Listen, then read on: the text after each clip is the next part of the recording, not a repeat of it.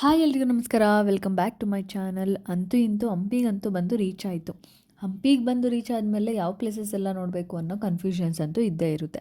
ಮೊದಲಿಗೆ ನಾನು ಹೇಳೋದಾದರೆ ವಿರೂಪಾಕ್ಷ ಟೆಂಪಲ್ನ ಫಸ್ಟೇ ನೋಡಿ. ಯಾಕಂದರೆ ಅಲ್ಲಿ ಸ್ವಯಂಭೂ ಆಗಿ ಶಿವ ಉದ್ಭವ ಆಗಿದ್ದಾರೆ. ಅಂದರೆ ಬ್ರಹ್ಮ ವಿಷ್ಣು ಮಹೇಶ್ವರನ ಅವತಾರದಲ್ಲಿ ನಮಗೆ ಕಾಣಿಸುತ್ತೆ. ಜೊತೆಗೆ ಅಲ್ಲಿ ಪ್ರತಿದಿನ ಪೂಜೆ ಕೂಡ ನಡೆಯುತ್ತೆ. ಅಲ್ಲಿಂದನೇ ಸ್ಟಾರ್ಟ್ ಮಾಡಿದ್ರೆ ಖಂಡಿತ ಬೇರೆ ಪ್ಲೇಸಸ್ ಕೂಡ ನೋಡ್ಕೊಂಡು ಬರ್ಬೋದು.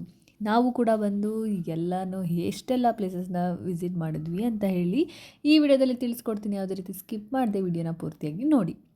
ಮೊದಲಿಗೆ ನಾವು ಕೂಡ ವಿರೂಪಾಕ್ಷ ಟೆಂಪಲ್ಗೆ ಹೋಗೋಣ ಅಂತ ವೆಯ್ಟ್ ಮಾಡ್ತಾಯಿದ್ವಿ. ಪಾರ್ಕಿಂಗ್ ಫೆಸಿಲಿಟಿ ಎಲ್ಲ ತುಂಬ ಚೆನ್ನಾಗಿದೆ, ವಾಶ್ರೂಮ್ ಕೂಡ ತುಂಬ ಚೆನ್ನಾಗಿದೆ. ಜೊತೆಗೆ ನೀವೇನಾದರೂ ಬೈ ಮಾಡಬೇಕು ಅಂದರೂ ಕೂಡ ಅಲ್ಲಿ ಎಲ್ಲ ಪ್ಲೇಸಸ್ಸು ಚೆನ್ನಾಗಿದೆ. ಪಾರ್ಕಿಂಗ್ ಹೋದಾಗ ಕೆಲವೊಬ್ಬರು ಆಟೋದವರು ಬಂದು ನಿಮಗೆ ಆಫರ್ನ ಕೊಡ್ತಾರೆ. ಯಾಕಂದರೆ ನೀವು ಓನ್ ವೆಹಿಕಲಲ್ಲಿ ಹೋದರೂ ಇಲ್ಲ ಬೇರೆ ವೆಹಿಕಲ್ಸಲ್ಲಿ ಹೋದರೂ ಎಲ್ಲನೂ ಬೇಗ ಬೇಗ ಕವರ್ ಮಾಡೋಕ್ಕಾಗಲ್ಲ. ಆಟೋದವ್ರಿಗೆ ಅಥವಾ ಅಲ್ಲಿನ ಟೂರ್ ಗೈಡ್ಗಳಿಗೆ ತುಂಬ ಹಂಪಿ ಬಗ್ಗೆ ಐಡಿಯಾ ಇರುತ್ತೆ, ಅದ್ರ ಬಗ್ಗೆ ಡೀಟೇಲ್ಸ್ ಗೊತ್ತಿರುತ್ತೆ. ನಾವೇ ಹೋದಾಗ ನಮಗೇನು ಅದ್ರ ಬಗ್ಗೆ ಐಡಿಯಾ ಗೊತ್ತಿರಲ್ಲ, ಸುಮ್ಮನೆ ಹೋಗಿ ಪ್ಲೇಸಸ್ ನೋಡ್ಕೊಬರ್ಬೇಕಾಗುತ್ತೆ. ಹಂಪಿಗೆ ಹೋದಾಗ ಆದಷ್ಟು ತಿಳ್ಕೊಬೇಕಂದ್ರೆ ಟೂರ್ ಗೈಡ್ ಅಥವಾ ಅಲ್ಲಿ ಆಟೋದವ್ರನ್ನಾದರೂ ಪ್ರಿಫರ್ ಮಾಡಿಕೊಂಡ್ರೆ ಅವರಿಗೆ ಎಷ್ಟೋ ವಿಷಯಗಳು ಗೊತ್ತಿರುತ್ತೆ. ಸೊ ಬೇಗ ಕೂಡ ಅವರು ಕವರ್ ಮಾಡಿ ಕೊಡ್ತಾರೆ. ಆದರೆ ನಾವು ಸ್ವಲ್ಪ ಬೇಗ ಅಲ್ಲಿ ನೋಡ್ಕೊಂಡು ಬರಬೇಕು. ಆ ಥರ ಆದರೆ ಅವ್ರು ಏನು ಹೇಳಿರ್ತಾರೆ ಒನ್ ಡೇಲಿ ಅದನ್ನು ಖಂಡಿತ ಅವ್ರು ಕವರ್ ಮಾಡ್ತಾರೆ. ಸೊ ಹಾಗೆ ನಮಗೂ ಆಫರ್ ಕೂಡ ಕೊಟ್ಟರು. 1000 ಅಂತ ಹೇಳಿದ್ರು. 12 ಪ್ಲೇಸಸ್ನ ಒಂದೇ ದಿನದಲ್ಲಿ ತೋರಿಸ್ತೀನಿ ಅಂದರು. ನಾರ್ಮಲಾಗಿ ಹಂಪಿ ನೋಡೋಕ್ಕೆ 1 ವಾರ ಬೇಕೇ ಬೇಕು. ಆದರೆ ಒನ್ ಡೇ ಇದ್ದಿದ್ದಷ್ಟೇ ಟೈಮಲ್ಲಿ ನಾವು ಎಷ್ಟನ್ನು ಟ್ರೈ ಮಾಡ್ಬೋದು ಅಂತ ಚೆಕ್ ಮಾಡ್ಕೊಂಡ್ವಿ. ಸೊ 12 ಪ್ಲೇಸ್ ಅಂದರು. ಓಕೆ ಅಂತ ಹೇಳಿ ನಾವು ಹೊರಟ್ವಿ. ಆದರೆ ನಾವು 12 ಪ್ಲೇಸ್ ಅಂತೂ ಕವರ್ ಮಾಡಿಲ್ಲ, ಯಾಕಂದರೆ ನಾವೇ ಸ್ವಲ್ಪ ಲೇಟ್ ಮಾಡಿದ್ವಿ. ಆಟೋದವ್ರ ಪ್ರಾಬ್ಲಮ್ ಅಲ್ಲ. ಫಸ್ಟು ವಿರೂಪಾಕ್ಷ ಟೆಂಪಲಿಂದನೇ ಸ್ಟಾರ್ಟ್ ಮಾಡಿದ್ರು. ವಿರೂಪಾಕ್ಷ ಟೆಂಪಲ್ಗೆ ಫಸ್ಟು ಕರ್ಕೊಂಡೋಗಿ ಅವರು ಅಲ್ಲಿ ಟೆಂಪಲ್ ಬಗ್ಗೆ ಎಕ್ಸ್ಪ್ಲೇನ್ ಮಾಡ್ತಾರೆ. ಆಮೇಲೆ ನಮಗೆ ಟೈಮ್ ಕೊಡ್ತಾರೆ ಒಳಗಡೆ ಹೋಗಿ ನೋಡ್ಕೊಂಬರೋದಕ್ಕೆ. ಸೊ ಇದನ್ನು ನೋಡಿಕೊಂಡು ನಾವು ಕೂಡ ಒಳಗಡೆ ಹೋಗಿ ದೇವರ ದರ್ಶನ ಮಾಡಿಕೊಂಡು ವಾಪಸ್ ಬಂದ್ವಿ. ಈ ವಿರೂಪಾಕ್ಷ ಟೆಂಪಲಲ್ಲಿ ತುಂಬ ವಿಶೇಷವಾದ ಅದ್ಭುತವಾದ ಒಂದು ವಿಸ್ಮಯಗಳೇ ಇದೆ ಅಂತಲೇ ಹೇಳ್ಬೋದು. ಎಲ್ಲೂ ಶಿವನ ದೇವಸ್ಥಾನದಲ್ಲಿ ಒಂದೇ ತಲೆಯ ನಂದಿ ಮಾತ್ರ ಇರುತ್ತೆ. ಇಲ್ಲಿ 3 ತಲೆಯ ನಂದಿ, 3 ನಂದಿ ಇದೆ. ಜೊತೆಗೆ ವಿರೂಪಾಕ್ಷ ಟೆಂಪಲ್ ಒಳಗಡೆ ಹೋಗೋಕ್ಕೆ ಮುಂಚೆ ನಿಮಗೆ ಇಲ್ಲಿ ಸೈಡಲ್ಲಿ ಬಜಾರ್ ಕಾಣಿಸುತ್ತೆ. ಇಲ್ಲೆಲ್ಲ ಆವಾಗ ಮುತ್ತು ರತ್ನ ಚಿನ್ನ ಬೆಳ್ಳಿ ಈ ಥರ ಎಲ್ಲ ಮಾರ್ತಿದ್ರಂತೆ. ಆಮೇಲೆ ಇಲ್ಲಿ ಎಷ್ಟೋ ಜನ ಅದೇ ಹಂಪಿಯವರು ಸ್ವಲ್ಪ ಮನೆಯೆಲ್ಲ ಮಾಡ್ಕೊಂಡಿದ್ರಂತೆ. ಬಟ್ ಅದು ಯುನೆಸ್ಕೋ ಅಂಡರ್ ಬಂದಮೇಲೆ ಅವರು ಇದನ್ನು ಸ್ವಲ್ಪ ಹಳೆ ಕಾಲದ್ದು ಇದು ಅಂತ ಹೇಳಿ ಅದನ್ನೆಲ್ಲ ಅವರು ಅಲ್ಲಿಂದ ಹೊರಗಡೆಗೆ ಶಿಫ್ಟ್ ಮಾಡಿದ್ದಾರೆ. ಸೊ ಅದನ್ನು ಇನ್ನೂ ಹಾಗೆ ಉಳಿಸ್ಬೇಕು ಅಂತ ಹೇಳಿ ಇದು ಬಜಾರ್ನ ನೋಡ್ಕೊಂಡು ಒಳಗಡೆ ಹೋದ್ವಿ. ನಮಗೆ ಅಲ್ಲಿ ಗೈಡ್ ಕೂಡ ಸ್ವಲ್ಪ ಕೆಲವೊಂದು ವಿಷಯಗಳನ್ನ ಎಕ್ಸ್ಪ್ಲೇನ್ ಮಾಡ್ತಾ ಬಂದರು. ಅಂದರೆ ಗೋಪುರ ಇಸ್ಲಾಮಿಕ್ ಆರ್ಕಿಟೆಕ್ಚರಲ್ಲಿ ಮಾಡಿದ್ದಾರೆ, ಅರ್ಧ ಹಿಂದೂ ಅರ್ಧ ಮುಸ್ಲಿಂ. ಸೊ ಅದನ್ನು ಕೂಡ ಅವರು ಹೇಳಿದ್ರು. ಅಬ್ಸರ್ವ್ ಮಾಡಿದಾಗ ನಮಗೂ ಅನಿಸ್ತು, ನೋಡಿ ಬೇಕಿದ್ರೆ ಅದು ಕಲ್ಲರ್ ಆಮೇಲೆ ಕಟ್ಟಿರೋದು ಹಿಂದೂದು ಅದೆಲ್ಲ. ಸೊ ಅವರೇ ಕೆಲವೊಂದು ವಿಷಯನ ಹೇಳ್ತಾರೆ, ಅದನ್ನು ಕೇಳ್ಕೊಂಡು ಬನ್ನಿ ಫಸ್ಟು. ಕಂಪ್ಲೀಟ್ ಆಗಿರೋದು ಗೋಪುರ ಅರಮನೆ ಇಲ್ಲ ಸರ್, ಎಲ್ಲ ಗಂಧದ ಕಡ್ಡಿಯಿಂದ ಮಾಡಿದರೆ ಎಲ್ಲ ಸುಟ್ಟಾಕಿದ್ದಾರೆ. ಆಮೇಲೆ ಇದು ಸರ್ ಇಸ್ಲಾಮಿಕ್ ಆರ್ಕಿಟೆಕ್ಚರ್ ಅಂತ ಕಟ್ಟಿದ್ದಾರೆ. ನಿಮಗೆ ಬೋರ್ಡ್ ಕಾಣುತ್ತಲ್ಲ, ರೆಡ್ ಬೋರ್ಡ್ ಇರೋದಕ್ಕೋಸ್ಕರ ನಮಗೆ ಕಾಣಲ್ಲ. ಇಲ್ಲಿ ಒಳಗಡೆ ಇಸ್ಲಾಮಿಕ್ ಆರ್ಕಿಟೆಕ್ಚರ್ ಕಟ್ಟಿರೋದು ರಾಯರ ಗೋಪುರ ಅಂತ 1509ರಲ್ಲಿ. ಆಮೇಲೆ ಇನ್ನೂ ಒಂದಿದೆ ಕನಿಗಿರಿ ಗೋಪುರ ಅಂತ, ಉತ್ತರ ದಿಕ್ಕಿಗೆ ಇರೋದಕ್ಕೋಸ್ಕರ ಅದನ್ನು ಕನಿಗಿರಿ ಗೋಪುರ ಅಂತ ಕರೀತಾರೆ. ಆಮೇಲೆ ಒಳಗಡೆ ಇರೋ ಸ್ವಯಂಭೂ ಶಿವಲಿಂಗ ಸರ್, ಯಾರೋ ರಾಜರವರು ಋಷಿಮುನಿಗಳು. ಹಾಗೆ ಈ ದೇವಸ್ಥಾನದ ಬಗ್ಗೆ ಹೇಳೋದಾದರೆ ಇದು ಶಿವರೂಪವಾದ ವಿರೂಪಾಕ್ಷಕ್ಕೆ ಅರ್ಪಿತವಾಗಿದೆ. ಈ ದೇವಾಲಯವನ್ನು ವಿಜಯನಗರ ಸಾಮ್ರಾಜ್ಯದ ಆಡಳಿತಗಾರ ದೇವರಾಯ 2ನೇ ಅಧಿಪತಿಯಾದ ಲಖನದಂಡೇಶ್ವರವರು ನಿರ್ಮಿಸಿದರು ಅಂತಲೇ ಹೇಳ್ಬೋದು. ವಿಜಯನಗರ ಸಾಮ್ರಾಜ್ಯದ ರಾಜಧಾನಿ ಹಂಪಿ ತುಂಗಭದ್ರಾ ನದಿಯ ತೀರದಲ್ಲಿದೆ ಅಂತಲೇ ಹೇಳ್ತಾರೆ. ಹಂಪಿಯಲ್ಲಿರುವ ವಿರೂಪಾಕ್ಷ ದೇವಾಲಯವು ತೀರ್ಥಯಾತ್ರೆಯ ಮುಖ್ಯ ಕೇಂದ್ರವಾಗಿದೆ. ಅತ್ಯಂತ ಪವಿತ್ರ ಅಭಯಾರಣ್ಯ ಕೂಡ ಹೊಂದಿದೆ. ಇಲ್ಲಿ ಅವಶೇಷಗಳ ನಡುವೆ ಅಸ್ತಿತ್ವದಲ್ಲಿದೆ. ಈಗಲೂ ಆರಾಧನೆಯನ್ನು ಕೂಡ ಪ್ರತಿದಿನ ಮಾಡ್ತಾನೆ ಇರ್ತಾರೆ. ಈ ದೇವಸ್ಥಾನ ಶಿವನಿಗೆ ಅರ್ಪಿತವಾಗಿದೆ. ಕ್ಯಾಮ್ರಾ ಬಂದಿದ್ದು 18ನೇ ಶತಮಾನದಲ್ಲಿ, ಅಂದರೆ 300 ವರ್ಷ ವ್ಯತ್ಯಾಸ ಇದೆ ಸರ್. ಈ ಹೋಲಿಗೆ ಕ್ಯಾಮ್ರಕ್ಕೆ 300 ವರ್ಷ ವ್ಯತ್ಯಾಸ.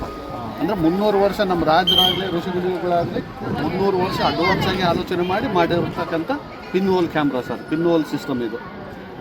ಒಳಗಡೆ ಹೋಗಿ ನೀವು ನೋಡ್ಕೊಂಡು ರಶ ಮಾಡ್ಕೊಂಡು ಈ ಹಿಂದ್ಗಡೆಯಿಂದ ಬಂದ್ಬಿಡು. ಇಲ್ಲಿ ತುಂಗಭದ್ರಾ ನದಿಗೆ ಸಂಬಂಧಿಸಿರುವ ಸ್ಥಳೀಯ ದೇವತೆ ಬಂದು ಪಂಪನ ಪತ್ನಿ ವಿರೂಪಾಕ್ಷ ಎಂದೇ ಕರೆಯಲಾಗುತ್ತದೆ. ತಿರುಪತಿಯಿಂದ ಸುಮಾರು 100 ಕಿಲೋಮೀಟರ್ ದೂರದಲ್ಲಿರುವ ಆಂಧ್ರ ಪ್ರದೇಶದ ಚಿತ್ತೂರು ಜಿಲ್ಲೆಯ ನಳಗಮಪಲ್ಲಿ ಎಂಬ ಗ್ರಾಮದಲ್ಲಿ ವಿರೂಪಾಕ್ಷಿಣಿ ತಾಯಿ ದೇವಸ್ಥಾನ ಇದೆ ಅಂತಲೇ ಹೇಳ್ತಾನೆ. ಮತ್ತು 10ನೇ ಶತಮಾನಗಳ ಹಿಂದೆಯೇ ಶಿವನನ್ನು ಸೂಚಿಸುವ ಶಾಸನಗಳು ಕೂಡ ಇಲ್ಲಿ ಇದೆ. ಹೊಯ್ಸಳ ಅವಧಿಗಳಲ್ಲಿ ದೇವಾಲಯದ ಸೇರ್ಪಡೆಗಳಿದ್ದವು ಎಂದು ಪುರಾಣಗಳು ಇಲ್ಲಿ ಸೂಚಿಸುತ್ತವೆ. ಜೊತೆಗೆ 14ನೇ ಶತಮಾನದ ಮಧ್ಯಭಾಗದಲ್ಲಿ ವಿಜಯನಗರ ಆಡಳಿತಗಾರರ ಅಡಿಯಲ್ಲಿ ಸ್ಥಳೀಯ ಕಲೆ ಮತ್ತು ಸಂಸ್ಕೃತಿಯ ಬಿಡುವಿಕೆ ಪ್ರಾರಂಭವಾಯಿತು. 16ನೇ ಶತಮಾನದಲ್ಲಿ ಆಡಳಿತಗಾರರು ಮುಸ್ಲಿಂ ದಾಳಿಕೋರರು ಸೋಲಿಸಿದಾಗ ಅತ್ಯಂತ ಅದ್ಭುತವಾದ ಅಲಂಕಾರಿಕ ರಚನೆಗಳು ವ್ಯವಸ್ಥಿತವಾಗಿ ನಾಶವಾದವು. 1565ರಲ್ಲಿ ವಿರೂಪಾಕ್ಷ ಪಂಪಾದ ಧಾರ್ಮಿಕ ಪಂಗಡವು ನಗರದ ನಾಶದಿಂದ ಅಂತ್ಯಗೊಂಡಿರಲಿಲ್ಲ. ಅಲ್ಲಿ ವರ್ಷಗಳಿಂದಲೂ ಆರಾಧನೆಯು ಮುಂದುವರೆದಿದೆ. ಈಗಲೂ ಶಿವನಿಗೆ ಪೂಜೆ ನಡೀತಾನೇ ಇದೆ. 19ನೇ ಶತಮಾನದ ಆರಂಭದಲ್ಲಿ ಮೇಲ್ಭಾಗದ ವರ್ಣಚಿತ್ರಗಳು ಮತ್ತು ಉತ್ತರ ಪೂರ್ವ ಗೋಪುರಗಳನ್ನು ಒಳಗೊಂಡ ಪ್ರಮುಖ ನವೀಕರಣಗಳು ಸೇರ್ಪಡಿಕೆಗಳು ಇದ್ದವು ಕೂಡ ಇದೆ. ಮುಂಚೆ ಅಲ್ಲಿ ಒಳಗಡೆ ನಿಮಗೆ ನೋಡೋದಕ್ಕೆ ಆವಾಗ ಬಿಟ್ಟಿರುವಂಥ ಚಿತ್ರಗಳು ಕಾಣಿಸುತ್ತೆ. ತುಂಬ ಅದ್ಭುತವಾಗಿದೆ. ಜೊತೆಗೆ ಇಲ್ಲಿ 2 ಗೋಪುರ ಇದೆ. ಒಂದು ಪೂರ್ವದಿಂದ ಎಂಟ್ರಿ ಕೊಟ್ಟರೆ ಇನ್ನೊಂದು ಉತ್ತರದಿಂದ ಹೊರಗಡೆ ಬರೋ ಥರ. ಪ್ರಸ್ತುತ ಪ್ರಮುಖ ದೇವಸ್ಥಾನವು ಗರ್ಭಗುಡಿ, 3 ಮುಂಚಿನ ಕೋಣೆ, 1 ಕಂಬದ ಕೋಣೆ, ತೆರೆದ ಕಂಬದ ಸಭಾಂಗಣವನ್ನು ಒಳಗೊಂಡಿದೆ. 1 ಕಂಬದ ಚಾವಣಿ, ಪ್ರವೇಶ ದ್ವಾರಗಳು, ಅಂಗಳಗಳು, ಸಣ್ಣ ದೇವಾಲಯಗಳು, ಇತರ ರಚನೆಗಳು ದೇವಾಲಯದ ಸುತ್ತಲೂ ಇವೆ. ವಿರೂಪಾಕ್ಷ ಟೆಂಪಲ್ ನೋಡಿದ ತಕ್ಷಣ ನಿಮಗೆ ಹೊರಗಡೆ ಬಂದರೆ ಅದರೊಳಗಡೆನೆ, ಗೋಪುರದ ಒಳಗಡೆನೆ ಸುಮಾರು ದೇವರ ದರ್ಶನ ಆಗುತ್ತೆ. ಜೊತೆಗೆ ಅಲ್ಲಿ ಒಳಗಡೆ ಕೆಳಗಡೆನೂ ಕೂಡ ಹೋಗಿ ನೋಡುವಂಥ ಎಷ್ಟೋ ದೇವಸ್ಥಾನಗಳಿದೆ. ಮತ್ತು ಅವಾಗೆಲ್ಲ ತ್ರಿಕೋನಾಕಾರದಲ್ಲಿ ಒಂದು ಹೋಲ್ನ ಮಾಡಿದ್ದಾರೆ. ಅದನ್ನು ಪಿನ್ ಹೋಲ್ ಅಂತ ಏನೋ ಹೇಳಿದ್ರು ನೋಡಿ ಗೈಡ್ ಕೂಡ, ಅಂದರೆ ಆಟೋದವರು. ಅದು ಹೇಗಂದರೆ, ಆಗ ಹಿಂದೂ ಧರ್ಮದ ಪ್ರಕಾರ ಹಳೆ ಕಾಲದಲ್ಲೆಲ್ಲ ಏನು ಅಂದ್ಕೋತಿದ್ರು, ಗೋಪುರನ ಮುಟ್ಟಿದ್ರೆ ಒಳ್ಳೆಯದಾಗುತ್ತೆ ಅಂತ ಹೇಳಿ, ಗೋಪುರದಲ್ಲಿ ಮೇಲೆ ಇರುವಂತಹ ಕಳಸನ. ಆದರೆ ಅದು ತುಂಬ ಮೇಲಿರೋದ್ರಿಂದ ಮುಟ್ಟೋದಕ್ಕೆ ಏನು ಅಂತ ಗೊತ್ತಿಲ್ಲದೆ ಇರೋದ್ರಿಂದ ಚಿಕ್ಕದಾಗಿ ಹೋಲ್ನ ಮಾಡಿದಾಗ ಅದು ನಮಗೆ ತ್ರಿಭುಜಾಕಾರದಲ್ಲಿ ಹೋಲ್ನ ಮಾಡಿದಾರಲ್ಲ ಒಂದು ಕಡೆ, ಆ ಗೋಪುರ ನೀಟಾಗಿ ಕಾಣಿಸಿ ನೆರಳಲ್ಲಿ ನಮಗೆ ಉಲ್ಟಾ ಕಾಣಿಸಿ ಗೋಪುರ ಜೊತೆಗೆ ಕಳಸ ಎಲ್ಲ ಕಾಣಿಸುತ್ತೆ. ಅಷ್ಟು ಅದ್ಭುತವಾಗಿ ಮಾಡಿದ್ದಾರೆ. ಅದು ಹೇಗೆ ಅಂತ ಈಗಲೂ ನಮಗೂ ಒಂದು ಗೊತ್ತಿಲ್ಲ. ಅಲ್ಲಿ ಕಳಸನ ಮುಟ್ಟಿ ಅಂದ್ಕೊಂಡು ಬರ್ತಾರೆ ಏನಾದರೂ, ಜೊತೆಗೆ ಅದು ಒಳ್ಳೆಯದು ಕೂಡ ಅಂತ ಹೇಳ್ತಾರೆ. ಆ ಒಂದು ಫೆಸಿಲಿಟಿ ಕೂಡ ಅಲ್ಲಿ ಇದೆ. ಇನ್ನು ಹಳೆಯ ಕಾಲದ ಬಗ್ಗೆ ಹೇಳೋದಾದರೆ, ಆವಾಗಿನ ಅಸುರರಿಗೂ ಮತ್ತು ಅಂದರೆ ದೇವತೆಗಳಿಗೂ ರಾಕ್ಷಸರಿಗೂ ಜಗಳ ಆದಾಗ ರಾಕ್ಷಸರು ದೇವತೆಗಳ ಮೇಲೆ ತುಂಬ ಆಟ ಸಾಧಿಸ್ತಿರ್ತಾರೆ. ಅವ್ರನ್ನ ಗೋಳೈಕೊಂತಿದ್ದಾಗ ಅವ್ರ ಕೈಲಿ ತಡೆಯೋಕ್ಕಾಗದೆ ದೇವತೆಗಳೆಲ್ಲ ಶಿವನ ಹತ್ರ ಬೇಡೋದಕ್ಕೆ ಹೋಗ್ತಾರೆ. ಆದರೆ ಶಿವ ಧ್ಯಾನದಲ್ಲಿದ್ದಾಗ ಯಾರೂ ಶಿವನನ್ನೇ ಎದ್ದೇಳಿಸಲ್ಲ, ಯಾಕಂದರೆ ಶಿವನಿಗೆ ಕೋಪ ಬರುತ್ತೆ ಅಂತ ಹೇಳಿ. ಆದರೂ ಯಾರಾದರೂ ಆ ಪ್ರಯತ್ನ ಮಾಡಲೇಬೇಕಿತ್ತು. ಆಗ ಮನ್ಮಥ ಬಾಣದಲ್ಲಿ ಶಿವನಿಗೆ ಹೊಡಿತಾರೆ. ಆಗ ಶಿವ ಎಚ್ಚರ ಆಗಿ ಕೋಪದಲ್ಲಿ 3ನೇ ಕಣ್ಣನ್ನ ಓಪನ್ ಮಾಡ್ತಾನೆ. ಅದೇ ವಿರೂಪಾಕ್ಷ ಅಂತ. ಅಂದರೆ ರೂಪದ ಇನ್ನೊಂದು ವಿರುದ್ಧ ಪದನೇ ವಿರೂಪ.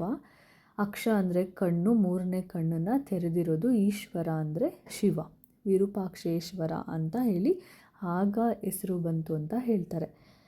ಸೊ ಇದ್ರ ಪ್ರಕಾರ ಹಿಂದೂ ಪುರಾಣದ ಪ್ರಕಾರ ಆ ಒಂದು ಕತೆ ಇಲ್ಲಿ ಇದೆ ಅಂತಲೇ ಹೇಳ್ಬೋದು. ಮತ್ತು 9 ಎತ್ತರದ ಪೂರ್ವ ಮುಂಬಾಗಿಲು 50 ಮೀಟರ್ಗಳಷ್ಟು ದೊಡ್ಡದಾಗಿದೆ. ಆಗಲೇ ಹೇಳಿಲ್ವ, 2 ಗೋಪುರ, ಪೂರ್ವದ ಗೋಪುರ ಅಷ್ಟುದ್ದ ಇದೆ. ಕೆಲವು ಹಿಂದಿನ ವಿನ್ಯಾಸಗಳನ್ನು ಕೂಡ ಆ ಗೋಪುರದ ಮೇಲೆ ಇದೆ. ಎಷ್ಟೋ ಸುಗ್ರೀವ, ಆಂಜನೇಯ, ರಾಮ, ಲಕ್ಷ್ಮಣ ಈ ಥರ ಎಲ್ಲ ಕೆತ್ತಿದ್ದಾರೆ ಆಗಲೇ. ಅಷ್ಟು ನಂಬಿಕೆಗಳು ಕೂಡ ಆವಾಗಿನ ಕಾಲದಿಂದನೂ ಇದೆ. ಇನ್ನು ಉತ್ತರದ ಕಡೆಗೆ ಮತ್ತೊಂದು ಗೋಪುರವು ಕನಕಗಿರಿ ಗೋಪುರ ಅಂತ ಕರೀತಾರೆ. ಇದು ತುಂಗಭದ್ರಾ ನದಿಗೆ ಉಪಸಂಸ್ಕೃತ ದೇವಾಲಯಗಳೊಂದಿಗೆ ಸಣ್ಣ ಆವರಣಕ್ಕೆ ಕಾರಣವಾಗುತ್ತದೆ. ಉತ್ತರ ಭಾಗದಿಂದ ಬಂದರೆ ನಮಗೆ ಅಲ್ಲಿ ಪುಷ್ಕರಣಿ ಕೂಡ ಸಿಗುತ್ತೆ. ವಿಜಯನಗರ ಸಾಮ್ರಾಜ್ಯದ ಪ್ರಸಿದ್ಧ ರಾಜರಲ್ಲಿ ಒಬ್ಬರಾದ ಕೃಷ್ಣದೇವರಾಯ ಈ ದೇವಾಲಯದ ಮುಖ್ಯ ಪೋಷಕರಾಗಿದ್ದರು ಅಂತಲೇ ಹೇಳ್ಬೋದು. ದೇವಾಲಯದ ಎಲ್ಲ ರಚನೆಗಳ ಅತ್ಯಂತ ಅಲಂಕೃತವಾದ ಕೇಂದ್ರ ಕಂಬದ ಕೋಣೆ ಈ ದೇವಸ್ಥಾನಕ್ಕೆ ಅವನ ಸೇರ್ಪಡೆಯಾಗಿದೆ ಎಂದು ನಂಬಲಾಗಿದೆ. ದೇವಾಲಯದ ಆಂತರಿಕ ಅಂಗಳಕ್ಕೆ ಪ್ರವೇಶ ನೀಡುವ ಮುಂಬಾಗಿಲಿನ ಗೋಪುರವೂ ಆಗಿದೆ. ದೇವಸ್ಥಾನಕ್ಕೆ ನೀಡಿದ ಕೊಡುಗೆಯನ್ನು ಕಂಬದ ಕೋಣೆ ಮುಂದೆ ಅಳವಡಿಸಿದ ಕಲ್ಲಿನ ಫಲಕದ ಮೇಲೆ ಶಾಸನಗಳು 1510ರಲ್ಲಿ ಕೃಷ್ಣದೇವರಾಯ ಈ ಸಭಾಂಗಣವನ್ನು ನಿಯೋಜಿಸಿದರೆಂದು ದಾಖಲಿಸಲಾಗಿದೆ. ಇದಿಷ್ಟು ಡೀಟೇಲ್ಸು ನಮಗಲ್ಲಿ ನೋಡೋಕ್ಕೆ ಸಿಗುತ್ತೆ. ಅದಲ್ಲದೆ ನಮಗೆ ಅದು ರಾಜನ ಮುದ್ರೆ ಕೂಡ ಇತ್ತು ಆಗಿನ ಕಾಲದಲ್ಲಿ, ವಿಜಯನಗರ ಸಾಮ್ರಾಜ್ಯದ ಕಾಲದಲ್ಲಿ. ಅದನ್ನು ಕೂಡ ಪೋಸ್ಟರಲ್ಲಿ ಹಾಕಿದ್ದಾರೆ. ಅದು ನಿಮಗೆ ಕಲ್ಲಲ್ಲಿ ಕೆತ್ತನೆಯಲ್ಲೇ ಸಿಗುತ್ತೆ. ಅದು ಯಾರು ಟೂರ್ ಗೈಡ್ ಇದ್ದಾಗ ನೋಡೋದಕ್ಕೆ ಅದು ಸಿಗುತ್ತೆ.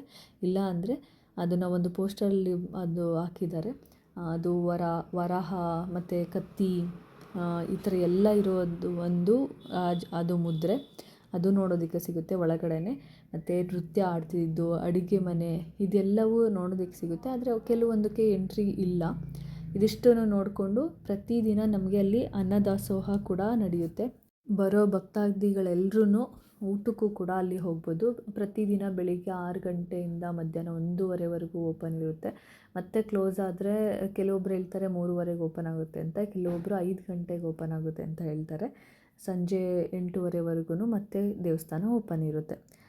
ಎಷ್ಟೋ ಜನ ಆ ದೇವಸ್ಥಾನದಲ್ಲಿ ಆರಿಸ್ಕೊಂಡಿದ್ದಾರೆ. ಯಾಕಂದರೆ ಅಲ್ಲಿ ಒಂದು ಲಿಂಗ ಇದೆ, ಕೈನ ಹಿಂಗೆ ಇಟ್ಕೊಂಡು ಅಲ್ಲಿ ಏನಾದರೂ ಅಂದ್ಕೊಂಡು ಹೋದರೆ ಖಂಡಿತ ಒಳ್ಳೆಯದಾಗುತ್ತೆ ಅಂತ ಹೇಳ್ತಾರೆ. ಅದು ಉದ್ಭವ ಲಿಂಗ ಅಂತಲೇ ಹೇಳ್ಬೋದು.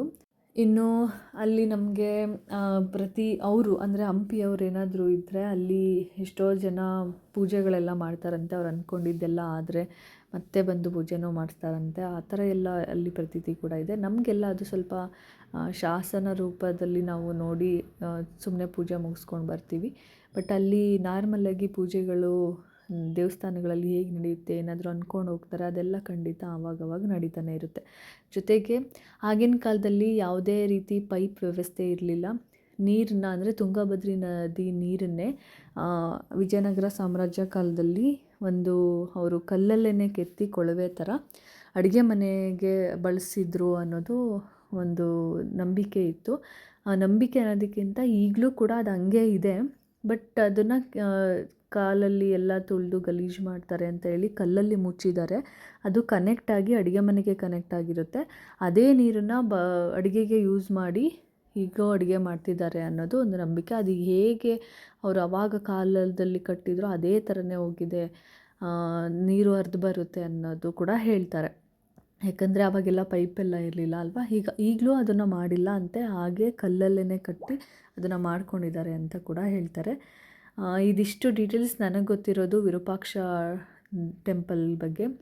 ನೀವು ಹೊರಗಡೆ ಬಂದಾಗ ಆಗಲೇ ಹೇಳಿದಾಗೆ ಬಜಾರ್ಗಳು ಕಾಣಿಸುತ್ತೆ. ಪ್ರತಿಯೊಂದು ದೇವಸ್ಥಾನದಲ್ಲೂ ಅಂದರೆ ಪ್ರತಿಯೊಂದು ನಾವು ಯಾವ ಪ್ಲೇಸಸ್ ನೋಡೋಕೆ ಹೋಗ್ತೀವಿ ಅಲ್ಲಿ ಕೂಡ ಬಜಾರ್ಗಳು ಕಾಣಿಸುತ್ತೆ. ಅಲ್ಲಿ ಒಂದೊಂದು ಬಜಾರಲ್ಲಿ ಒಂದೊಂದು ರೀತಿಯ ವ್ಯಾಪಾರ ಮಾಡ್ತಿದ್ರು ಅಂತ ಹೇಳ್ತಾರೆ. ಇಲ್ಲಿ ಮುತ್ತು ರತ್ನ ಚಿನ್ನಗಳು, ಒಡವೆ ಆ ಥರ ಮಾಡ್ತಿದ್ರು ಅಂತ ಹೇಳ್ಬೋದು. ಅಲ್ಲಿ ಗ್ರೌಂಡ್ ಫ್ಲೋರ್ ಮತ್ತು ಫಸ್ಟ್ ಫ್ಲೋರ್ ಅಂತ ಹೇಳಿ G1 ಅಂತ ಹೇಳಿ ಕರೀತಾರೆ ಅದನ್ನು. ಸೊ ಇದಿಷ್ಟು ಡೀಟೇಲ್ಸ್ ಅಂತ ಹೇಳ್ತಾ, ಅಲ್ಲೇ ಮೇಲ್ಗಡೆ ಬೆಟ್ಟದ ಮೇಲೆ ಹೋದರೆ ನಿಮಗೆ ಗಣಪತಿ ದೇವಸ್ಥಾನಗಳು ಕಾಣಿಸುತ್ತೆ. ಸಾಸಿವೆ ಕಲ್ಲು ಗಣಪತಿ ಈ ಥರ. ಬಟ್ ಅದು ನಾವು ನೋಡೋಕ್ಕಾಗಲಿಲ್ಲ. ನಾವು ಇಲ್ಲಿಂದ ಮುಗಿಸ್ಕೊಂಡು ಆ ಕಡೆಯಿಂದ ಬರೋಣ ಅಂತ ಹೋಗೋಷ್ಟರಲ್ಲಿ ಲೇಟ್ ಆಗೋಗಿತ್ತು. ಸೊ ಇದಿಷ್ಟು ಡೀಟೇಲ್ಸ್ ಅಂತ ಹೇಳ್ತಾ, ಇನ್ನೂ ಏನಾದರೂ ನಿಮಗೆ ಗೊತ್ತಿದ್ದರೆ ಖಂಡಿತ ಕಮೆಂಟಲ್ಲಿ ತಿಳಿಸಿ. ನನಗೆ ಗೊತ್ತಿರೋ ಅಷ್ಟು ಡೀಟೇಲ್ಸ್ನ ನಾನು ತಿಳಿಸ್ಕೊಟ್ಟಿದ್ದೀನಿ. ಇನ್ನೂ ಏನಾದರೂ ಎಕ್ಸ್ಟ್ರಾ ಇದ್ದರೆ ಖಂಡಿತ ಮತ್ತೆ ಇನ್ನೊಂದ್ಸಲಿ ಹೋದಾಗ ಅದ್ರ ಬಗ್ಗೆ ಡೀಟೇಲ್ಸ್ನ ಇನ್ನೂ ತಿಳ್ಕೊಂಡು ಹಾಕ್ತೀನಿ ಅಂತ ಹೇಳ್ತಾ, ನೀವು ಕೂಡ ಹಂಪಿಗೆ ಭೇಟಿ ಮಾಡೋದನ್ನ ಮರಿಬೇಡಿ. ಖಂಡಿತ ಭೇಟಿ ಮಾಡಿ. ಭೇಟಿ ಮಾಡಿದ್ರೆ ಆದಷ್ಟು 3 ದಿನ 4 ದಿನ ಟೈಮ್ ತೊಗೊಳ್ಳಿ. ಯಾಕಂದರೆ ತುಂಬ ಇದೆ ನೋಡೋದು. ಅಷ್ಟೇ ಅದ್ಭುತವಾಗಿದೆ ಹಂಪಿ. ಎಲ್ಲೂ ಸಿಗಲ್ಲ ಆ ಥರ ಇದೆ ಅಂತಲೇ ಹೇಳ್ಬೋದು. ಆದರೆ ತುಂಬ ಬಿಸಿಲಿದ್ದಾಗ ಹೋಗಬೇಡಿ. ಸ್ವಲ್ಪ ಮಳೆನೂ ಬರೋ ಟೈಮಲ್ಲೂ ಹೋಗಬೇಡಿ. ಎರಡೂ ಮ್ಯಾನೇಜ್ ಆಗೋ ಥರ ವೆದರ್ ಇದ್ದಾಗ ನೋಡ್ಕೊಂಡು ಹೋಗಿ. ಆರಾಮಾಗಿ ಒಳ್ಳೆ 1 ವಾರದ ಟ್ರಿಪ್ ಮಾಡ್ಬೋದು ಅಂತ ಹೇಳ್ತಾ, ಜೊತೆಗೆ ಇಲ್ಲಿ ನಮಗೆ ಅದ್ಭುತವಾಗಿ ಇದೊಂದು ಅಂದರೆ ಈ ಮಂಕಿ ಸಿಕ್ತು. ಅದು ಮುಖ ಫುಲ್ಲು ಕಪ್ಪಗಿರುತ್ತೆ, ಒಂಥರ ಭಯ ಆಗುತ್ತೆ. ಅದನ್ನು ಏನೋ ಕಪಿ ಮೋಸ ಅಂತ ಏನೋ ಕರೀತಾರೆ ಅಂತ ಹೇಳಿದ್ರು. ಅದು ಏನಂತ ಗೊತ್ತಿಲ್ಲ ನನಗೂ. ನಿಮಗೇನಾರು ಗೊತ್ತಿದ್ದರೆ ಕಮೆಂಟಲ್ಲಿ ತಿಳಿಸಿ ಅಂತ ಹೇಳ್ತಾ, ಈ ಇನ್ಫಾರ್ಮೇಷನ್ ನಿಮ್ಗೆ ಇಷ್ಟ ಆಗಿದರೆ ಲೈಕ್ ಮಾಡಿ, ಶೇರ್ ಮಾಡಿ, ಸಬ್ಸ್ಕ್ರೈಬ್ ಮಾಡಿ ನನ್ನ ಚಾನಲ್ನ. ಹಾಗೆ ವಿರೂಪಾಕ್ಷ ಟೆಂಪಲ್ನ ಮುಗಿಸಿ ನಾವು ನೆಕ್ಸ್ಟ್ ಎಲ್ಲೋಗಿ ಹೋದ್ವಿ ಅಂತ ಹೇಳಿ ನೆಕ್ಸ್ಟ್ ವೀಡಿಯೋದಲ್ಲಿ ಹಾಕ್ತೀನಿ. ಕಾಯ್ತಾ ಇರಿ. Thank you.